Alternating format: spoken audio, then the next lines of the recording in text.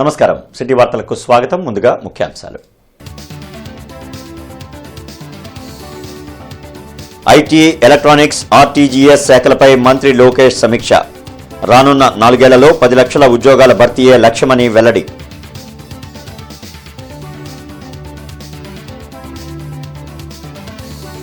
తూర్పు తొలి అడుగు కార్యక్రమంలో పాల్గొన్న మంత్రి ఫరూక్. అధికారం పోయేసరికి వైసీపీ నేతలు సహనం కోల్పోతున్నారని మండిపాటు.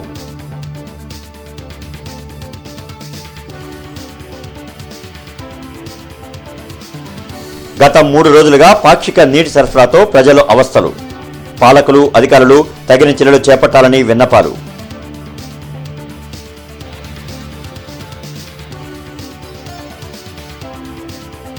పశ్చిమలో పలు అభివృద్ధి పనులకు శ్రీకారం. సీసీ డ్రైన్లు, బీటీ రోడ్ల నిర్మాణానికి శంకుస్థాపనలు చేసిన ఎమ్మెల్యే గల్లా మాధవి, మేయర్ కోవెలమూడి నాని. అధికారం లేకపోయేసరికి వైసీపీ నేతలు సహనం కోల్పోయి మాట్లాడుతున్నారని, ఎవరూ సహించరని మైనార్టీ సంక్షేమ శాఖ మంత్రి ఎండి ఫరూక్ మండిపడ్డారు. 54వ డివిజన్లోని సంజీవయ్య నగర్లో సుపరిపాలనలో తొలి అడుగు కార్యక్రమంలో మంత్రి ఫరూక్తో కలిసి ఎమ్మెల్యే నసీర్ అహ్మద్ పాల్గొన్నారు. ప్రతి ఇంటికి వెళ్లి కూటమి ప్రభుత్వం అందిస్తున్న సంక్షేమ ఫలాల గురించి వివరించి వారి సమస్యలను అడిగి తెలుసుకున్నారు. ఈ సందర్భంగా వారు మీడియాతో మాట్లాడుతూ ముఖ్యమంత్రి చంద్రబాబు నాయుడు ఆదేశాల మేరకు ప్రజల్లోకి వెళ్లి వారి సమస్యలను తెలుసుకుని పరిష్కారం చూపుతున్నామని వెల్లడించారు. గత పాలకులు అభివృద్ధిని గాలికి వదిలేశారని దుయ్యబట్టారు. అందుకే కూటమి ప్రభుత్వం అధికారంలోకి వచ్చిన తర్వాత ప్రజలకు కావాల్సిన అన్ని మౌలిక వసతులు ఏర్పాటు చేసేందుకు కృషి చేస్తున్నామని చెప్పారు. ఈ కార్యక్రమంలో డిప్యూటీ మేయర్ సజ్జిలా, రాజా మాస్టర్, గౌస్, మద్దిరాల మేని, చిట్టిబాబు, గొల్లా ప్రభాకర్, మహంకాళి నరసింహారావు, ఇతర కార్పొరేటర్లు తదితరులు పాల్గొన్నారు. ప్రజల దగ్గరపై వివరంగా వివరించి ఈ విషయాలు తెలుసుకోవడానికి ఈరోజు ఈ కార్యక్రమం రాష్ట్ర వ్యాప్తంగా కొన్ని నెల రోజులు ప్రజలు తిరగండి, ప్రజా సమస్యల గురించి తెలుసుకోవడానికి మీకు అవకాశం కలుగుతుందని చెప్పి ముఖ్యమంత్రి గారు తెలియజేసిన తర్వాత, లోకేష్ బాబు గారు చెప్పిన తర్వాత ఈ కార్యక్రమాన్ని మొదలుపెట్టాం. ఒక ముఖ్యమంత్రిగా చేసిన వ్యక్తి ఎట్లా మాట్లాడతాడు, అతనికి ఏ గ్రాఫ్ ఉండాలా, ఎటువంటి ఆలోచనలు ఉండాలా అని వచ్చినప్పటి నుంచి నా మెడికల్ పెరుకు అంటాడు, లేకపోతే పోలీసులు గుడ్డలు ఇప్పుతానంటాడు.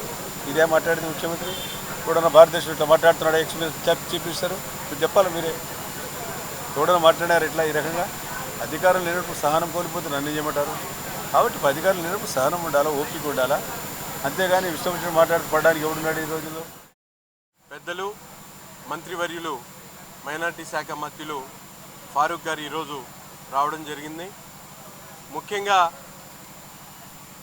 ఈ సంవత్సర కాలం పరిపాలనలో కూటమి ప్రభుత్వం ఏర్పడ్డ తర్వాత ప్రజలకు ఇచ్చినటువంటి వాగ్దానాలను పూర్తిగా ఒక్కొక్కటిగా నెరవేర్చుకుంటూ ఈ సంవత్సరంలో ముఖ్యంగా సూపర్ 6 పథకాలు ఏవైతే పెన్షన్ల దగ్గర నుండి, అన్నా క్యాంటీన్ల దగ్గర నుండి, అలాగే తల్లికి వందనం పేరుతో 65 లక్షల మందికి ప్రతి ఇంట్లో కూడా చదువుకున్నటువంటి ప్రతి ఒక్కరికి కూడా ఆర్థికంగా 13,000 రూపాయలు వాళ్ళ ఖాతాకి జమ చేసినటువంటి పరిస్థితులు. అంతేకాకుండా అభివృద్ధి కార్యక్రమాల్లో కూడా గత ప్రభుత్వంలో కూడా తట్టమట్టి వెళ్ళినటువంటి పరిస్థితులుంటే ఈరోజు గుంటూరు నగరంలో ముఖ్యంగా నలుమూలల కూడా అభివృద్ధి కార్యక్రమాలతో పాటు రాబోయే 4 ఏళ్లలో ఐటీ, ఎలక్ట్రానిక్స్, డేటా సెంటర్ల ద్వారా 10 లక్షల ఉద్యోగాల కల్పనే లక్ష్యంగా అధికారులు పనిచేయాలని మంత్రి నారా లోకేష్ ఆదేశించారు.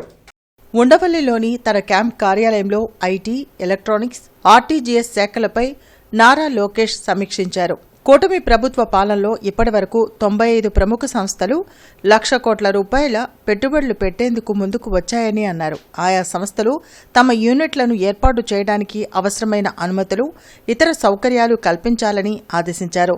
మనమిత్ర వాట్సాప్ గవర్నెన్స్ సేవలను మరింత విస్తృతపరచాలని మంత్రి లోకేష్ పేర్కొన్నారు. నగరంలో తాగునీటి ఎద్దడి నెలకొంది. శివారు ప్రాంతాలు, విలీన గ్రామాల్లో ఈ సమస్య అధికంగా ఉంది. గుంటూరు నగరంలో 3 రోజులుగా త్రాగునీరు అందక ప్రజలు అల్లాడుతున్నారు. వాటర్ వర్క్స్ లో పనిచేసే కార్మికులు సమ్మెకు దిగడంతో నీటి సరఫరాలో అంతరాయం ఏర్పడింది. విద్యుత్ సరఫరాలో కూడా అంతరాయం తోడవడంతో తాగునీటి సమస్య మరింత జటిలంగా మారింది. ఉండవల్లి ప్రధాన పంపిణీ కేంద్రం నుంచి మంగళగిరి పంపింగ్ కేంద్రం వరకు, అక్కడి నుంచి తక్కిళ్లపాడు హెడ్ వాటర్ వర్క్ వరకు తాగునీరు సరఫరా కావడం లేదు. షోకాజ్ నోటీసులు ఇచ్చినప్పటికీ తమ డిమాండ్ల సాధనకు తక్కెలపాడు హెడ్ వాటర్ వర్క్స్ ఎదుట కార్మికులు నిరసన వ్యక్తం చేస్తున్నారు. మరోపక్క భారీగా విద్యుత్ కోతలు విధించడంతో తక్కెలపాడు హెడ్ వాటర్ వర్క్ నుంచి నెహ్రూనగర్, హెచ్ఎల్ఆర్ రిజర్వాయర్ కు ఒక్క చుక్క నీరు అందలేదు. సిబ్బందిని నియమించినప్పటికీ పంపిణీ జరగడం లేదు. దీంతో నగరవాసులు గుక్కెడు నీటి కోసం ఎదురు చూస్తున్నారు. ఓవైపు వర్షాలు పడే సమయంలో ఎండ తీవ్రత తగ్గకపోవడం, ఉక్కపోతతో ప్రజలు అవస్థలు పడుతున్నారు. దీనికి తోడు తాగునీరు సరఫరా పాక్షికంగా ఉండడంతో ప్రజల కష్టాలు అన్ని ఇన్ని కావు. పాలకులు, అధికారులు స్పందించి త్రాగునీటి కష్టాల నుండి ప్రజలను గట్టెక్కించాలని కోరుతున్నారు. అత్యవసరమైన త్రాగునీటి సరఫరా చేసే కార్మికులు సమ్మె చేస్తుండడం పట్ల ప్రజలు మండిపడుతున్నారు. 37వ డివిజన్లో 2,20,00,000తో నిర్మించే సీసీ డ్రైన్లు, బీటీ రోడ్లకు ఎమ్మెల్యే గల్లామాధవి, మేయర్ కోలుముడి రవీంద్ర శంకుస్థాపనలు చేశారు. 37వ డివిజన్లో 2,20,00,000 వ్యయంతో పలు అభివృద్ధి పనులకు మేయర్ కోవిలముడి రవీంద్రతో కలిసి శంకుస్థాపన చేశామని ఎమ్మెల్యే గల్లామాధవి తెలిపారు. గత పాలకులు కొన్ని చోట్ల రోడ్లు వేసి సీసీ డ్రైన్లు ఏర్పాటు చేయలేదని మండిపడ్డారు. ఈ కూటమి ప్రభుత్వం ప్రజాసేవే లక్ష్యంగా పనిచేస్తుందని చెప్పారు. అందుకే పశ్చిమ నియోజకవర్గంలో ప్రజలకు అవసరమైన అన్ని మౌలిక వసతులు ఏర్పాటు చేస్తున్నామని తెలిపారు. ఈ కార్యక్రమంలో కార్పొరేటర్ బాబు, కస్కుతి హనుమంతరావు, పేరయ్య తదితరులు పాల్గొన్నారు. రోజు కొరటిపాడు మెయిన్ రోడ్లో ఎల్వీఆర్ క్లబ్ ఆపోజిట్లో ఉన్న చంద్రమౌళి నగర్ 0 లైన్లో అభివృద్ధి కార్యక్రమాలకు శంకుస్థాపన కొబ్బరికాయ కొట్టడం జరిగిందండి. అదేవిధంగా ఈరోజు ఇదే డివిజన్లో 37వ డివిజన్లో రామన్నపేట ఏరియాలో కూడా దాదాపుగా అటు రామన్నపేట ఏరియా, ఇటు చంద్రమౌళి నగర్ మొత్తంగా 2,21,00,000 రూపాయలకి శంకుస్థాపన చేసుకోవడం జరుగుతుంది. సీసీ డ్రైన్స్, అదేవిధంగా కల్వర్ట్స్ వేసుకోవడం జరిగింది. మరి రీసెంట్గానే దానికి రోడ్లు వేసుకున్న క్రమంలో డ్రైన్స్ లేకుండానే అదివరకు వర్క్స్ చేపట్టిన పరిస్థితి మనం కొన్ని ప్లేసుల్లో చూసిన పరిస్థితి ఉంది. అయితే రోడ్లు ఉన్నప్పటికీ డ్రైన్స్ లేని పరిస్థితిని గమనించి ఈరోజు ఈ డివిజన్లో వర్క్స్ పెట్టినప్పుడు డ్రైన్స్కి అండ్ ఈ కల్వర్ట్స్కి దాదాపుగా 2,21,00,000 రూపాయలకి వర్క్ శాంక్షన్ అవ్వడం జరిగింది. రాష్ట్రంలో కూటమి ప్రభుత్వ పాలనతో ప్రజలు సంతోషంగా ఉన్నారని, ఎక్కడ తమ పార్టీ భూస్థాపితం అవుతుందో అనే భయంతో వైసీపీ కుట్ర రాజకీయాలకు పాల్పడుతోందని శాసనమండలి చీఫ్ విప్ పంచుమర్తి అనురాధ మండిపడ్డారు.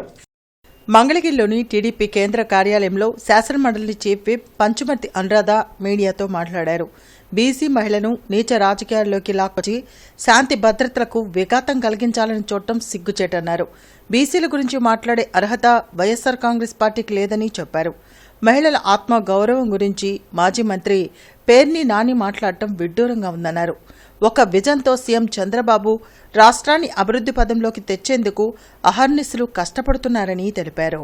బీసీ మహిళని రాజకీయంలోకి రచ్చరచ్చ చేసి లాక్కొచ్చి రాజకీయం చేసి లా అండ్ ఆర్డర్ లేకుండా ఈ రాష్ట్రాన్ని లా అండ్ ఆర్డర్ లేకుండా చేసి ఏదో బావుకుందామని చెప్పి ముందుకు బయలుదేరాడు ఈ పేర్నేని నాని.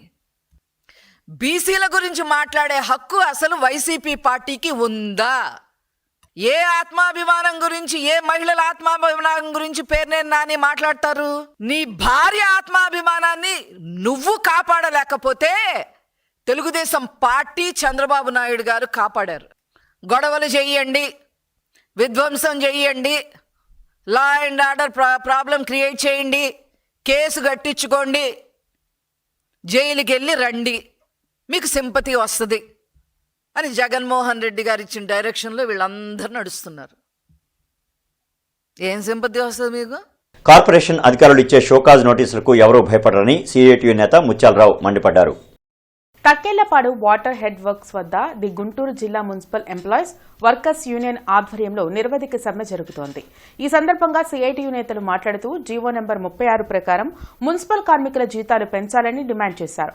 గత 17 రోజుల సమ్మె సందర్భంగా ప్రభుత్వం ఇచ్చిన హామీలకు జీవోలు ఇవ్వాలని కోరారు. శాంతియుతంగా సమ్మె చేస్తున్న మున్సిపల్ ఇంజనీరింగ్ కార్మికులను నగరపాలక సంస్థ ఎన్నో ఇబ్బందులకు గురి చేస్తుందని ఆవేదన వ్యక్తం చేశారు. ఈ కార్యక్రమంలో శ్రీనివాస్, మున్సిపల్ ఇంజనీరింగ్ కార్మికులు పాల్గొన్నారు. శాంతియుతంగా తమ న్యాయమైన సమస్యలు పరిష్కారం చేయాలని రాష్ట్ర వ్యాప్తంగా నిరవధిక సమ్మె చేస్తున్నటువంటి కార్మికుల మీద నగరపాలక సంస్థకు చెందినటువంటి కమిషనర్ గారు, అధికారులు షోకాజ్ నోటీసులు ఇస్తామని చెప్పేసి భయభ్రాంతులకు గురి చేసే పని చేస్తూ ఉన్నారు. కార్మికులు ఏమాత్రం వెనక్కి తగ్గకుండా కడుపు కాలి ఇబ్బందులు, కుటుంబాలను పస్తులు పెడుతూ మేము ఇక్కడ వచ్చి నగరపాలక సంస్థలో ప్రజలకి నీళ్ళు అందిస్తున్నాము. అట్లాంటి పరిస్థితుల్లో మా సమస్యల్ని పరిష్కారం చేసే దిశగా రాష్ట్ర ప్రభుత్వానికి సిఫార్సు చేయాల్సినటువంటి కమిషనర్ గారు ఆ పద్ధతుల్లో కాకుండా కార్మికుల్ని బెదిరించే ప్రయత్నం చేస్తూ ఉన్నారు. అందుకని కమిషనర్ గారికి మేము అక్కడే చెప్పదలుచుకున్నాం, మీరు కార్మికుల శ్రేయస్సు కోరుకునేవారైతే, కార్మికుల సమస్యలు పరిష్కారం దిశగా ప్రభుత్వానికి సిఫార్సు చేయాలని చెప్పేసి కోరతా ఉన్నాం. వేమూరు ఎమ్మెల్యే నక్క ఆనందబాబు కొల్లూరు మండలం పెసర్లంక గ్రామంలో జరిగిన సుపరిపాలనలో తొలి అడుగు కార్యక్రమంలో పాల్గొన్నారు. కూటమి ప్రభుత్వం అధికారంలోకి వచ్చి ఏడాది పూర్తి చేసుకున్న సందర్భంగా సుపరిపాలనలో తొలి అడుగు కార్యక్రమంలో వేమూరు ఎమ్మెల్యే నక్క ఆనందబాబు పాల్గొన్నారు. కొల్లూరు మండలం పెసర్లంక గ్రామంలో ఇంటింటికి వెళ్లి ఏడాది కాలంలో గ్రామంలో చేసిన అభివృద్ధిని ప్రజలకు వివరించి పాంప్లెట్ రూపంలో అందజేశారు. అలాగే వారు ఎదుర్కొంటున్న సమస్యలను నోట్ చేసుకుని ఆ సమస్యలను త్వరితగతిన పూర్తి చేసేందుకు కృషి చేస్తామని తెలియజేశారు. సుపరిపాలనలో తొలి అడుగు కార్యక్రమాన్ని గ్రామాన ఇంటింటికి తీసుకువెళ్లాల్సిన బాధ్యత పార్టీ కార్యకర్తలు నాయకులపైన ఉందని తెలిపారు. కార్యక్రమంలో కొల్లూరు మండలం తెలుగుదేశం పార్టీ కూటమి నాయకులు కార్యకర్తలు అధిక సంఖ్యలో పాల్గొన్నారు.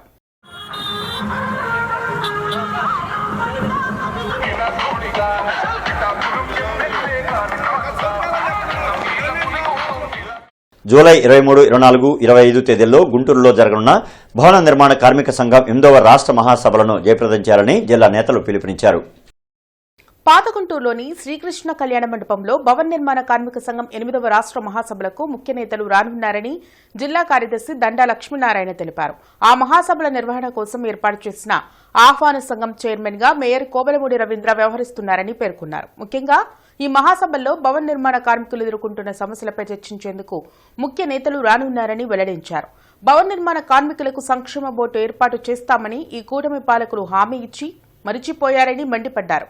రాజధాని నిర్మాణంలో స్థానికులకు పనులు కల్పించాలని కోరారు.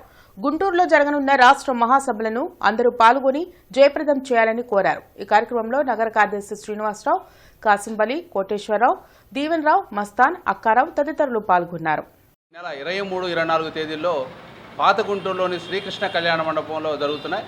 ప్రధానంగా భవన నిర్మాణ కార్మికులు ఎదుర్కొంటున్న సమస్యల మీద రాష్ట్ర వ్యాప్తంగా 400 ప్రతినిధులు ఈ మహాసభకు హాజరవుతున్నారు. రాష్ట్ర కార్యదర్శితో పాటు ఆల్ ఇండియా కార్యదర్శి కూడా ఈ మహాసభలకు హాజరవుతున్నారు. ఈ 3 సంవత్సరాల కాలంలో భవన నిర్మాణ కార్మికులు ఎదుర్కొన్న సమస్యల మీద చేసిన కృషిని సమీక్షించి భవిష్యత్ పోరాటాలకు రూపకల్పన చేయడం ఈ మహాసభల యొక్క ప్రత్యేకత. ప్రధానంగా ఈ కూటమి ప్రభుత్వం అధికారంలోకి వచ్చిన తర్వాత సుపరిపాలన మొదటి అడుగు అని చెప్పేసి సంబరాలు చేసుకుంటున్నారు. కానీ భవన నిర్మాణ కార్మికులకు ఎన్నికలకు ముందు ఇచ్చిన ఏ ఒక్క హామీని ఇంతవరకు అమలు చేయలేదు.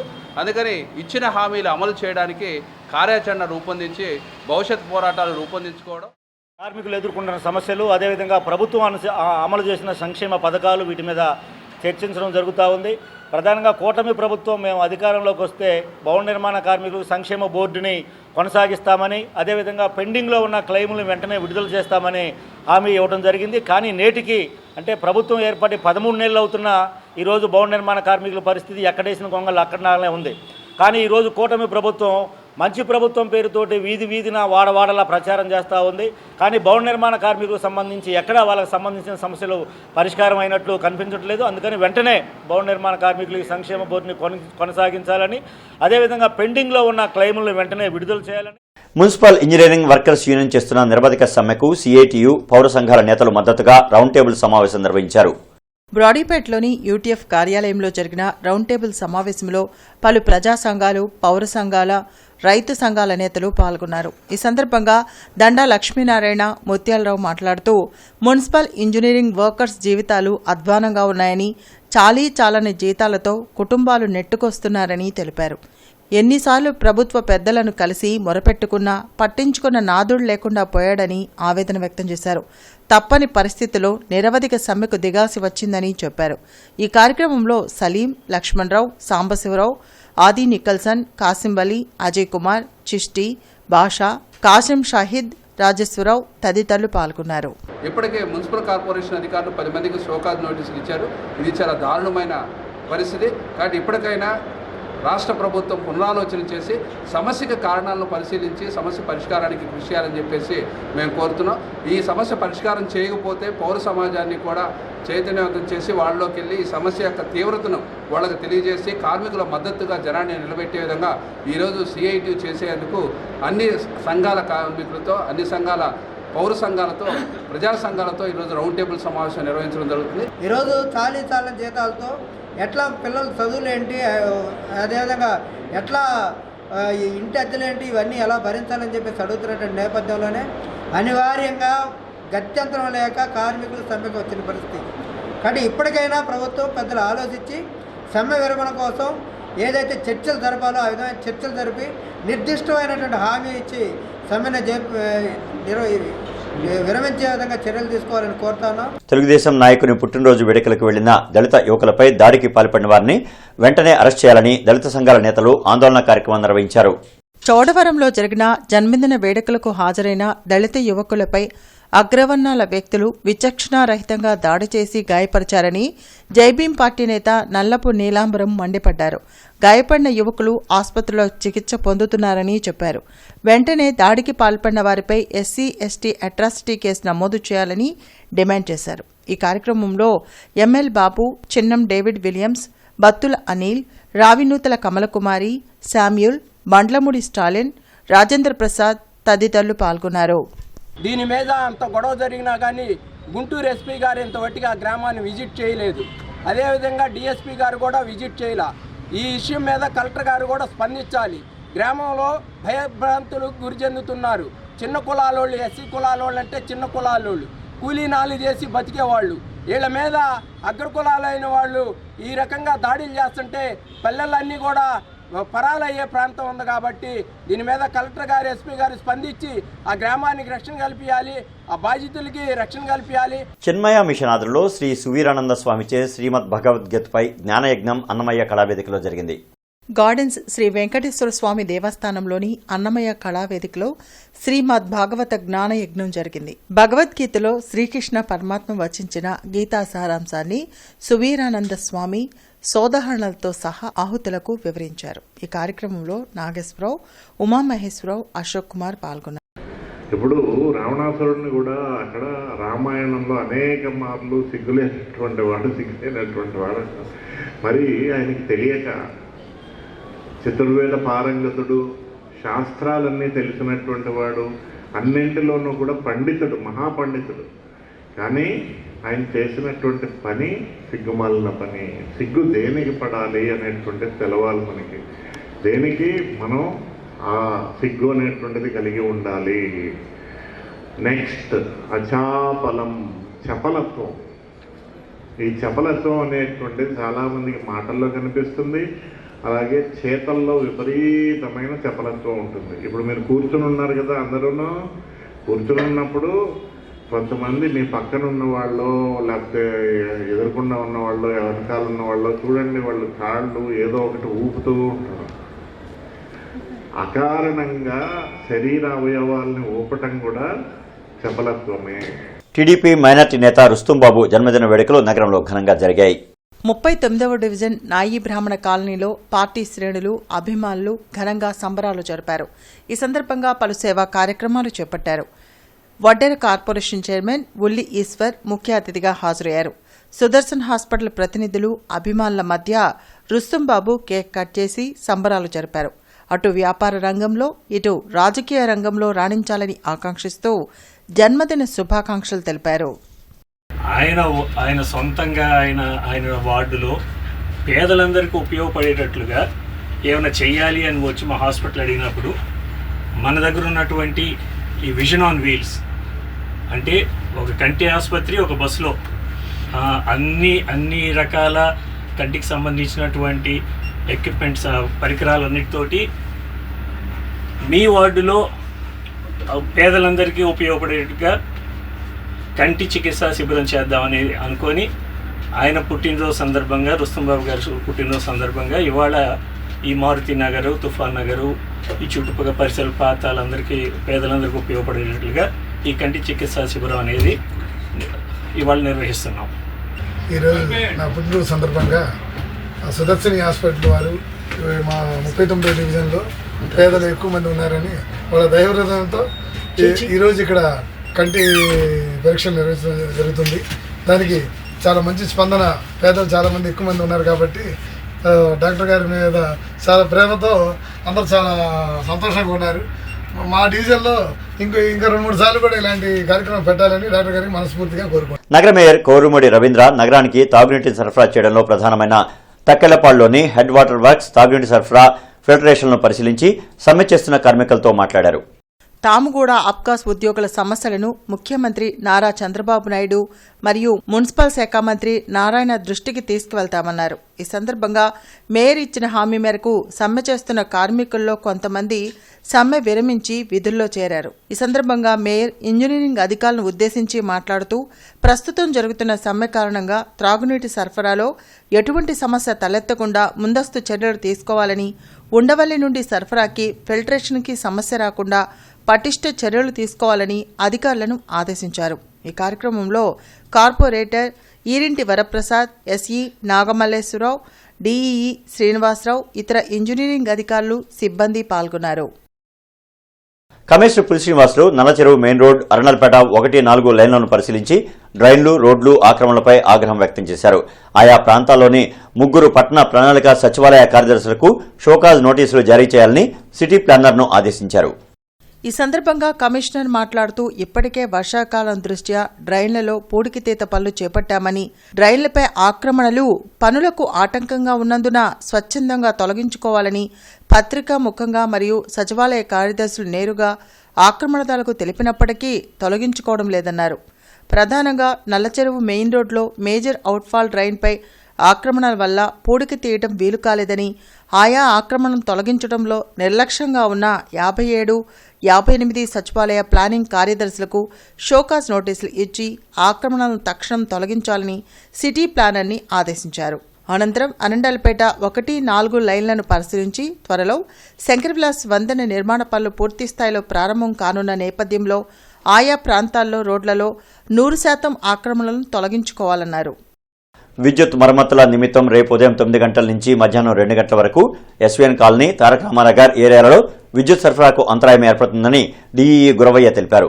కావున వినియోగదారులు శాఖకు సహకరించాలని కోరారు. వార్తలు ముగించే ముందు ముఖ్యాంశాలు మరొకసారి.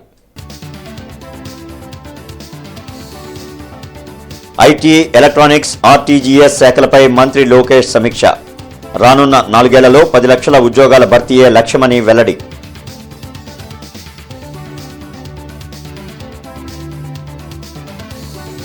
తూర్పు తొలి అడుగు కార్యక్రమంలో పాల్గొన్న మంత్రి ఫరూక్.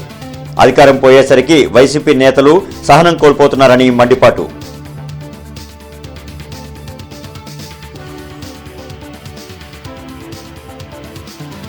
గత 3 రోజులుగా పాక్షిక నీటి సరఫరాతో ప్రజలు అవస్థలు. పాలకులు, అధికారులు తగిన చర్యలు చేపట్టాలని విన్నపాలు.